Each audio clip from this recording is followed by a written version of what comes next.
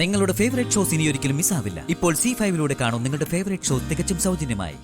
ശേഖരനെ ഇവിടേക്ക് കൂട്ടിക്കൊണ്ടുവന്നത് പാർവതിയല്ലേ? അപ്പോ ശേഖരനെ കുറിച്ചുള്ള വിവരങ്ങൾ പാർവതിക്ക് അറിയാമായിരിക്കും. അവളോട് നീയൊന്ന് ചോദിച്ചാൽ ശേഖരൻ പോയി ഒളിച്ചിരിക്കാൻ സാധ്യതയുള്ള ഇടങ്ങള് അവള് പറഞ്ഞു തരും. അപ്പോ ശേഖരന്റെ പിന്നാലെയുള്ള അന്വേഷണം കുറച്ചുകൂടി കൃത്യവും ഈസിയും ആവില്ലേ? അമ്മ എന്താ ഈ പറയുന്നത്? പാർവതിക്ക് എങ്ങനെയാ അയാളെ കുറിച്ചുള്ള കൂടുതൽ കാര്യങ്ങൾ അറിയാനാവുന്നേ? അയാള് ആരോരുമില്ലാത്ത അനാഥനായ ഒരു അന്ധൻ, ഊരും പേരുമില്ലാതെ തെരുവിൽ തെണ്ടി നടക്കുന്നു.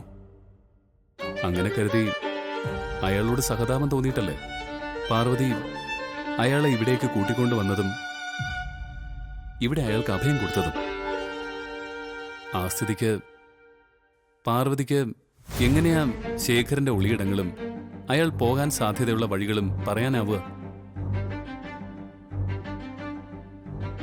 പാർവതിക്ക് ശേഖര മേനോനെ കുറിച്ച് എന്തെങ്കിലും വിവരങ്ങൾ അറിയാമായിരുന്നെങ്കിൽ അതവൾ ഒരിക്കലും മനസ്സിൽ വെക്കാതെ അത് എന്നോട് പറഞ്ഞേനെ.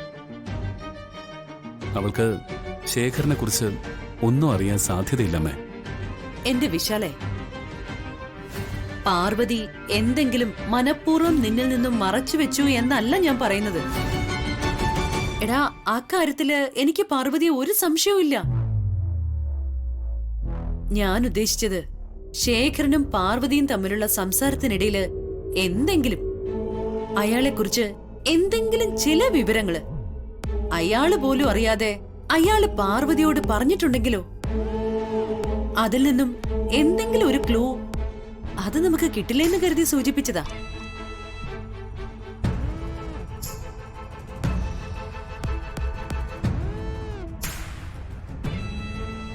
എന്താ ഞാൻ പറഞ്ഞത് ശരിയല്ലേ?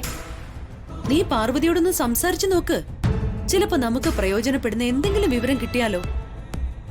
അങ്ങനെ എന്തെങ്കിലും ഒരു തുമ്പ് കിട്ടിയാ നമുക്ക് ശേഖരനെ അന്വേഷിച്ച് നാടൊട്ട് കലയണ്ടല്ലോ മോനെ.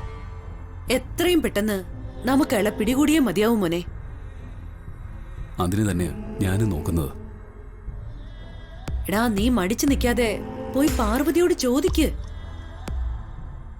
മോനെ. എനിക്ക് പ്രതീക്ഷയുണ്ട്.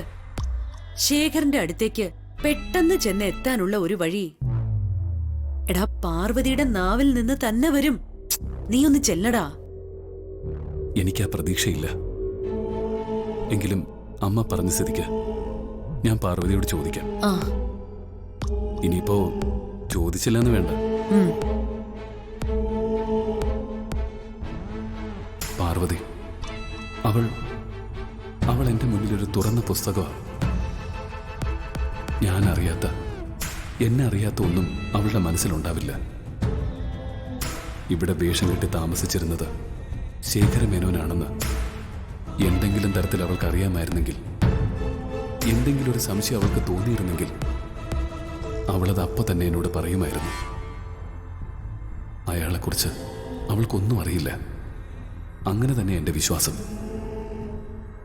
ഇനി അഥവാ അമ്മ കരുതും പോലെ ശേഖര മേനോനെ കുറിച്ച് അവൾ എന്തെങ്കിലും മനസ്സിലാക്കിയിട്ട് എന്നോട് പറയാതിരിക്കുന്നതാണെങ്കിൽ അത് പാർവതിയെ മനസ്സിലാക്കുന്നതിൽ എനിക്ക് പറ്റിയ ഏറ്റവും വലിയ തെറ്റാണ്. ഡൗൺലോഡ് ചെയ്യൂ C5 ആപ്പ്. കാണൂ എല്ലാ എപ്പിസോഡുകളും സൗജന്യമായി.